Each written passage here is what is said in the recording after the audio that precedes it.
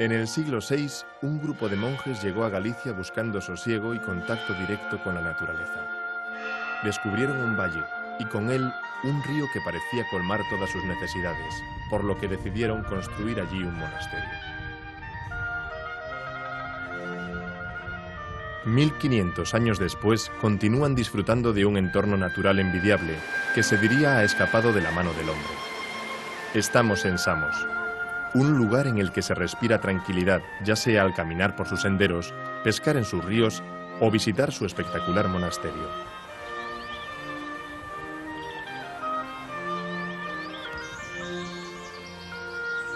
No es extraño, por lo tanto, que Samos sea parada obligada para el peregrino del Camino de Santiago.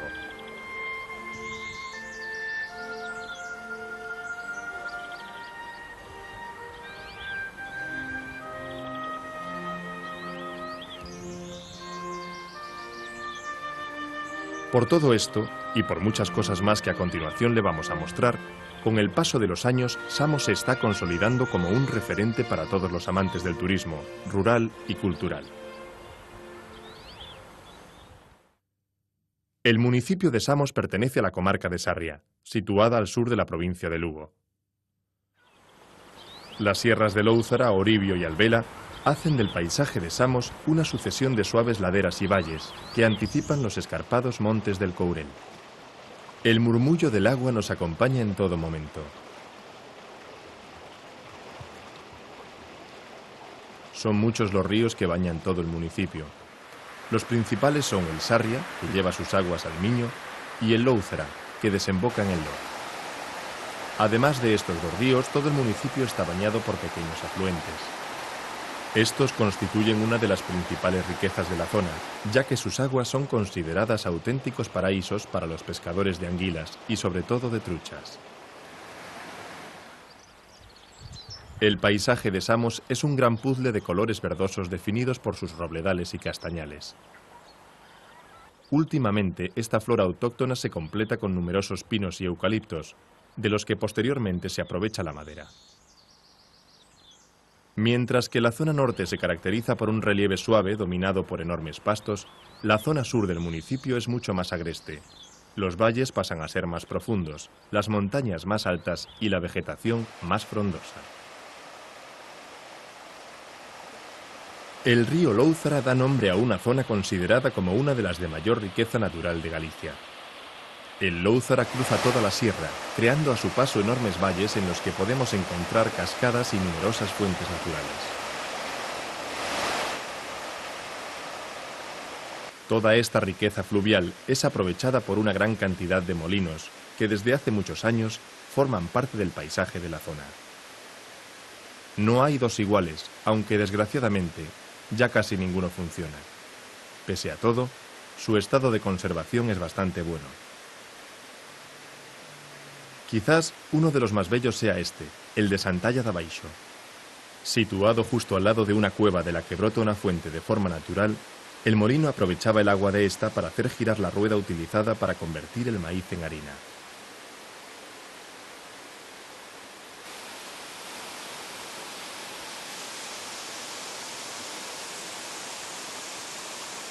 Todo el sur de Samos está sembrado de numerosas herrerías, y es que la zona, además de en agua, es rica en hierro. Hace ya más de un siglo que en estos enormes caserones se dejó de trabajar este metal, pero su importancia y sobre todo los edificios siguen estando presentes. Hoy en día, la transformación del hierro ha dejado paso a las canteras de mármol y sobre todo de pizarra. Antiguamente se decía que había que estar dotado de un gran espíritu monacal para sobrevivir en esta zona. El duro invierno, sus exigentes tierras y las malas comunicaciones de antaño están en el origen de este dicho. Hoy en día las cosas han cambiado, por lo que el visitante puede recorrer con facilidad todo el valle de Lóuzara y disfrutar de toda la riqueza de este desconocido parque natural.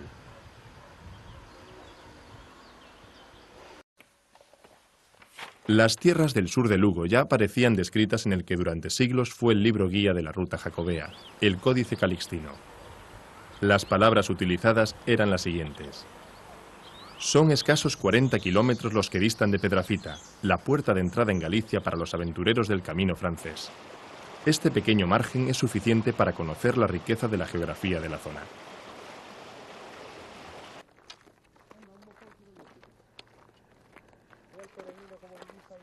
Pasada Pedrafita, camino de Samos, el viajero afronta el ascenso al Cebreiro, a 1.300 metros de altitud.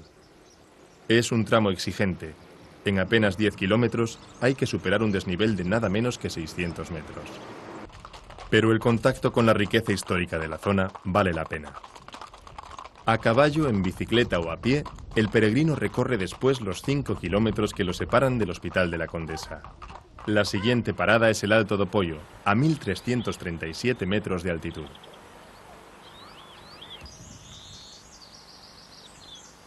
Pasamos Fonfría y Ramil por senderos cubiertos de verde que nos acompañan hasta Triacastela. Aquí termina la 11ª etapa del Camino francés, iniciada en Villafranca. En el pueblo de los Tres Castillos el camino se bifurca. El peregrino debe elegir entre dos posibilidades para llegar hasta Compostela. La nuestra será la ruta de la izquierda. Esta nos lleva al monasterio de Samos por caminos sinuosos, abrigados por montes repletos de vegetación. La primera aldea del ayuntamiento de Samos a la que llega el viajero es San Cristóbal do Real. El camino cruza el río Sarria por el puente de Almirón y desde allí se dirige hacia la parte alta del poblado en busca de una vista amplia del entorno.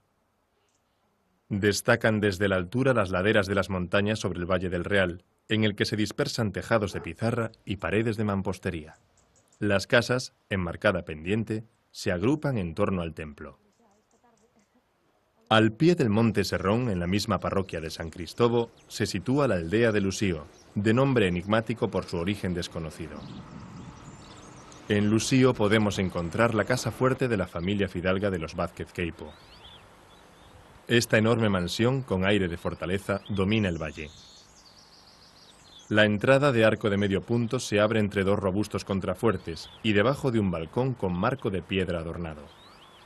Una vez cruzada la puerta, el visitante llega a un patio y desde allí a una escalera que lo conduce hasta la planta principal. Un balcón corrido con balaustres y columnas de madera destacan en la fachada del edificio. Pasando San Cristóbal do Real, el camino se aparta del río para dirigirse al monte, salvando tierras húmedas del labradío. La sombra es en este tramo la compañera de ruta al paso por los lugares de Lastre y Feituxe hasta llegar a Santiago de Renche. La iglesia de la parroquia presenta todavía vestigios de su estructura románica. La iglesia de Santiago destaca en un entorno dominado aún por los molinos, con sus presas a nivel y sus grandes piedras, abandonadas ya de su tarea de moler el grano.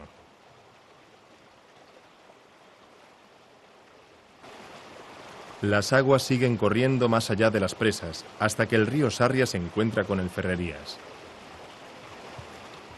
Siguiendo su curso, el viajero se encuentra con el monasterio de Samos, casi enterrado entre cuatro montes.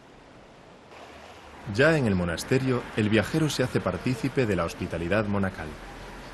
Desde el siglo IX los monjes han acogido a los peregrinos. En la actualidad, permanece abierto un albergue durante todo el año.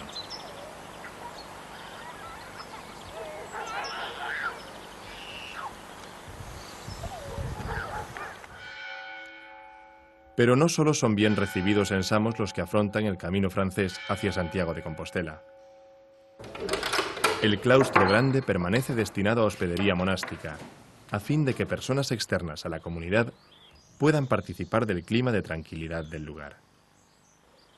Una vez en Samos hay que abandonar las prisas, disfrutar de la pausa y el entorno dejando al margen las preocupaciones.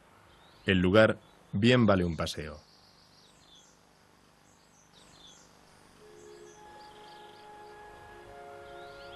El pueblo de Samos nació a la sombra del monasterio. Prueba de ello es la pegada que el cenobio benedictino ha dejado en la historia de sus edificios más destacados.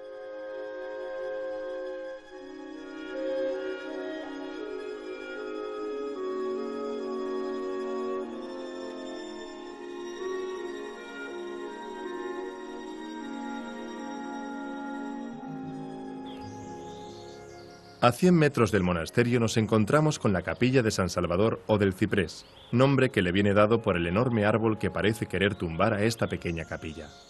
De ella se dice que es el más primitivo resto de la presencia monacal en Samos, y es que este templo fue construido en el siglo IX. La construcción es muy humilde. Los muros son de pizarra, al igual que su techo. Su reducido tamaño hace pensar en un origen básicamente devocional. Consta de cabecera y de una pequeña nave, en cuyo lateral encontramos una puerta de estilo mozárabe. Antiguamente los alrededores de la capilla eran utilizados por los monjes boticarios como huerta para cultivar sus hierbas medicinales. Hoy no queda ningún resto de esta actividad en torno al templo. En vez de huerta, recientemente se ha construido una enorme zona recreativa, con multitud de espacios para el ocio.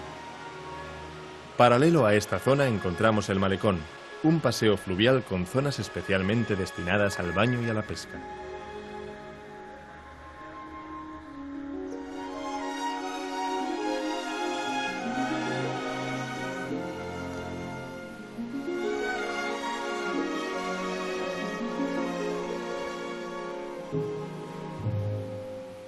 Con el ánimo de mantener vivo el recuerdo de los monjes boticarios, el concello ha decidido destinar unos terrenos próximos al monasterio para el cultivo de hierbas medicinales. La encargada de supervisar el proyecto es la Escuela Taller de Cantería y Jardinería. Su buen hacer ha hecho que la actual huerta nada tenga que envidiar a la de sus antecesores.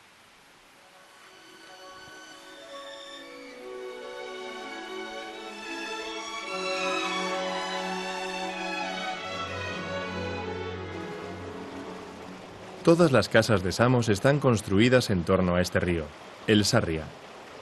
Las enormes galerías y la utilización de lajas de pizarra en la construcción, tanto de los muros como de los tejados, son las señas de la identidad del municipio de Samos. Hoy en día, esta arquitectura tradicional convive en armonía con las nuevas edificaciones.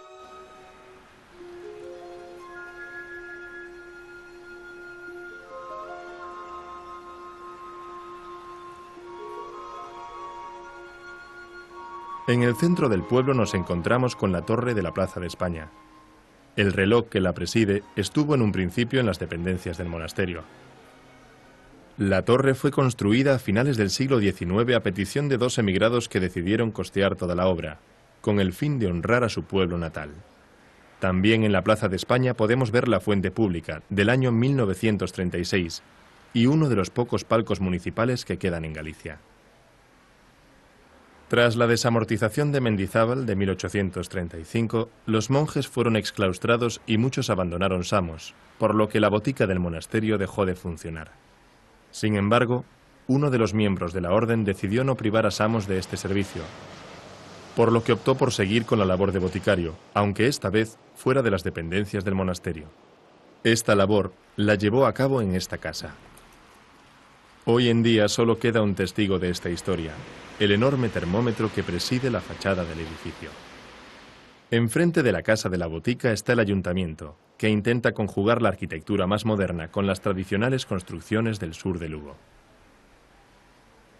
Uno de los ejemplos de arquitectura tradicional más destacados es Casa Manjarín. Su preciosa galería está presidida por un cartel que nos anuncia que en esta casa la elaboración de sus famosos bizcochos viene de antiguo.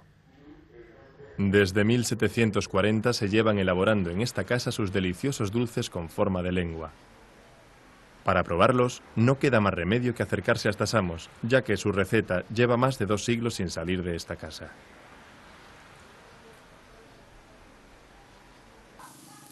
El turismo gastronómico es uno de los puntos fuertes de Samos. La riqueza de sus ríos y los enormes pastos hacen que los productos de la zona tengan una excelente y merecida fama. Gran parte de esta fama proviene de sus productos de río, en especial por sus deliciosas truchas y anguilas, pero no menos populares son sus excelentes carnes de cerdo y ternera, así como sus tartas artesanales y bizcochos, de los que sigue siendo máximo representante Casa Manjarín. Este auge del buen comer en Samos se ha visto reflejado en la gran cantidad de restaurantes que han abierto para dar cabida a los cientos de visitantes, que cada fin de semana se acercan para probar sus productos, disfrutar de sus paisajes y conocer el monasterio.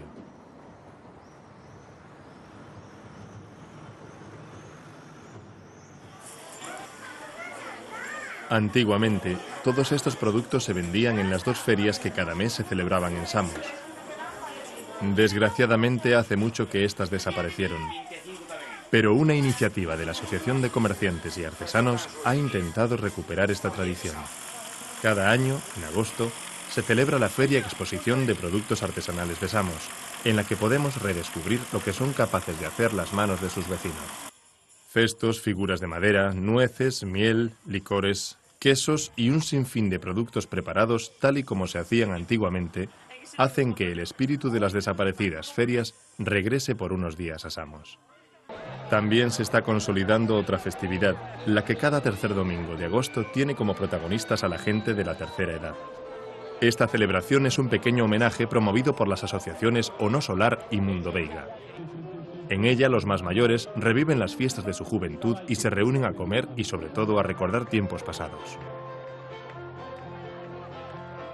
Los patronos de Samos, San Benito y Santa Basilisa, también tienen sus fiestas. En ellas se mezclan la religión, gastronomía y, cómo no, el folclore.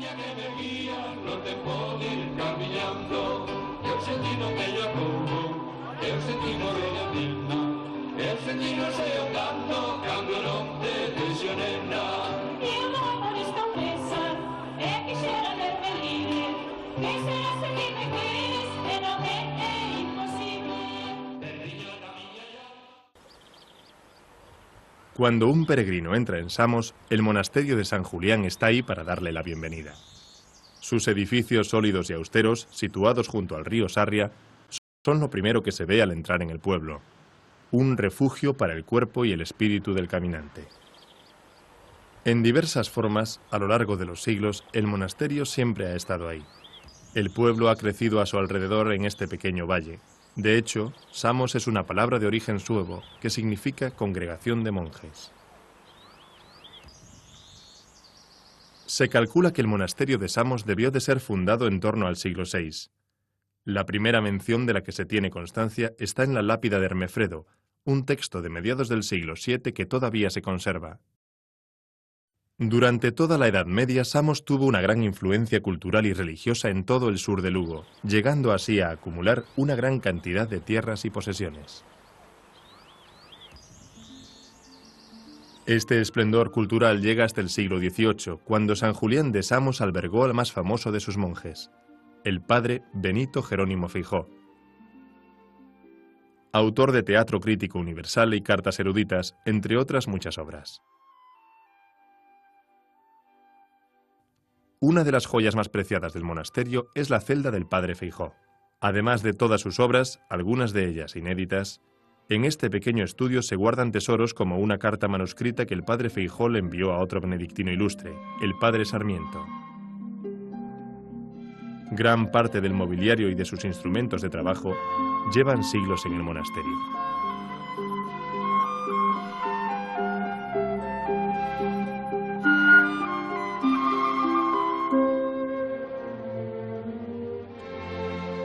El final de esta época dorada llega bruscamente en 1835, cuando Mendizábal ordena la desamortización de los monasterios para hacer frente a la crisis económica que asolaba España. Las órdenes monásticas fueron disueltas, por lo que el monasterio de Samos no escapó de este destino. Muchos monjes se vieron obligados a abandonar la que durante más de un milenio fue su casa. Hasta 1880 no se restaura la vida monástica en Samos.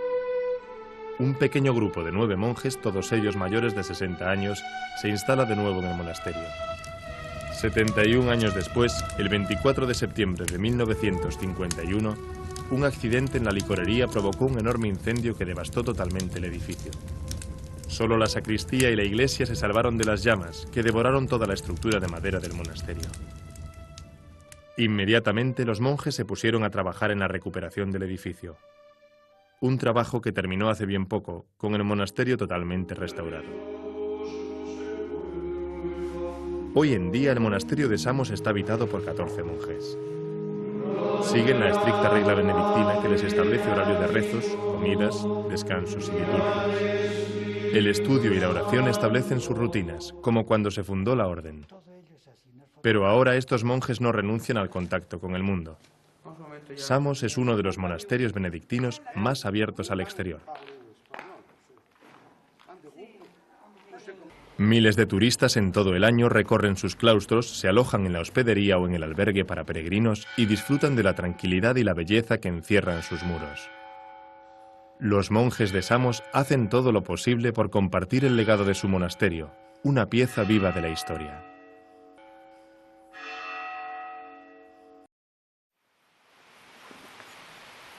El complejo monástico está integrado por 2 claustros y una enorme iglesia, adosada al claustro grande por el noroeste. 3 estilos arquitectónicos se dan la mano: gótico, renacentista y barroco, huellas de todos los siglos que han pasado por estas piedras. Una de las vistas más impresionantes que nos ofrece el monasterio de Samos es la fachada principal de su iglesia. De estilo barroco, está dividida en 2 cuerpos y 3 calles. Debido a su fuerte horizontalidad, esta fachada produce la impresión de estar incompleta, como si le faltase un cuerpo superior para completar el conjunto. Pero de ahí brotan su majestuosidad y elegancia, que son parte de su misterio. La escalinata frontal del siglo XVIII está inspirada en la de la Catedral de Santiago de Compostela.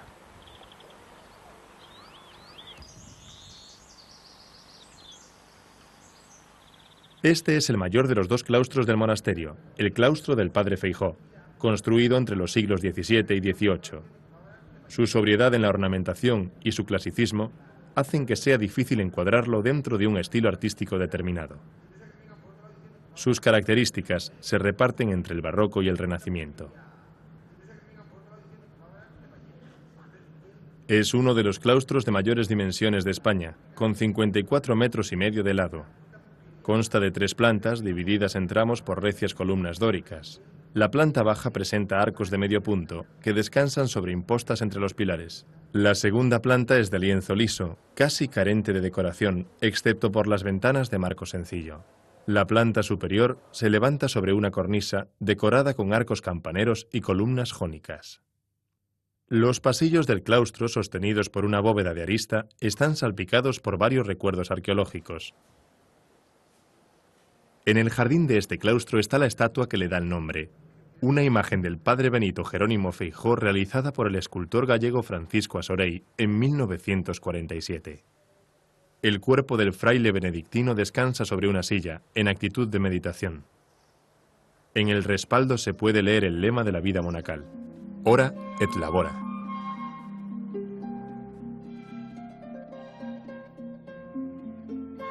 En el siglo XVI, bajo el mandato del abad Lope de la Barrera, el monasterio de Samos sufre el primer incendio de su historia, que destruye totalmente el antiguo claustro románico.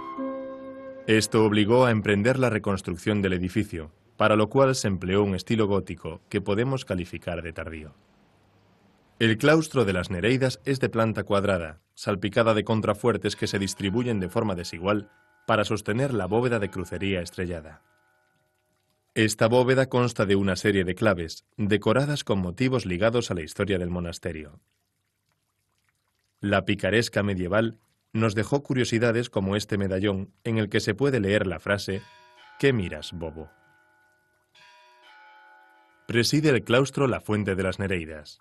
Fue construida entre 1713 y 1717 por Juan Vázquez y pone una nota barroca entre las bóvedas góticas. Las Nereidas son estas 4 figuras mitológicas que decoran la parte inferior de la fuente.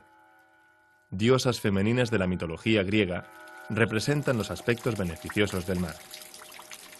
El sonido del agua que emana de esta fuente ayuda a los monjes a meditar, a estar más cerca de su fe, mientras escuchan el rumor de la eternidad.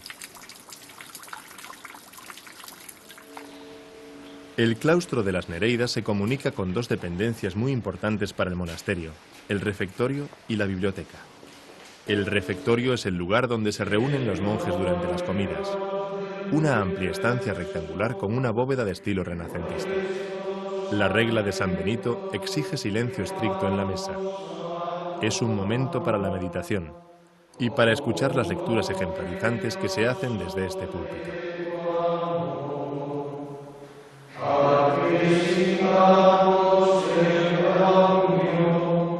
Bajo esta inscripción está la puerta de la biblioteca del monasterio. Claustrum sine librario, sicut castrum sine armamentario. Es decir, un monasterio sin libros es como un ejército sin armas. La biblioteca de Samos es una sala espaciosa reconstruida después del incendio de 1951. Alberga más de 25.000 volúmenes, algunos de ellos incunables, impresos antes del año 1500. Predominan las obras religiosas o filosóficas, aunque también hay espacio para la ciencia, la historia o la novela.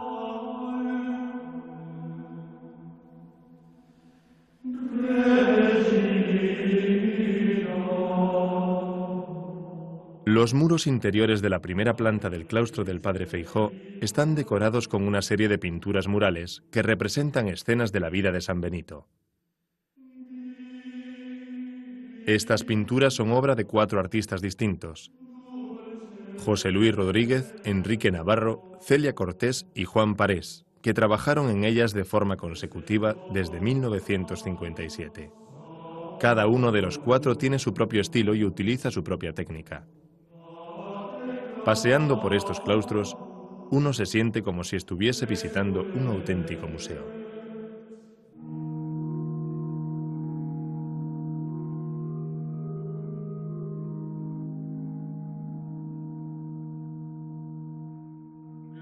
La iglesia monacal es un majestuoso edificio barroco, obra del monje samonense Juan Vázquez en el siglo XVIII.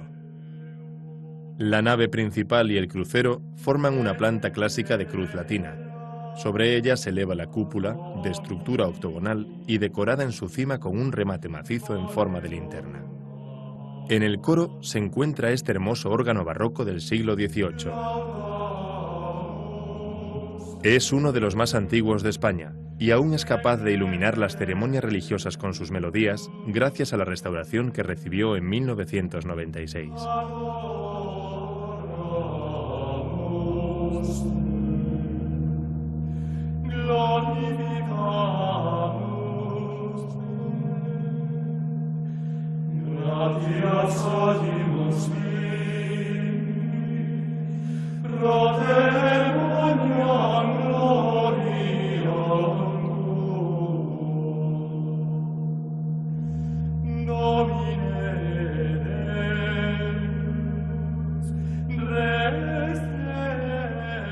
Todas las tardes, en este templo, los monjes ofician misas cantadas en gregoriano.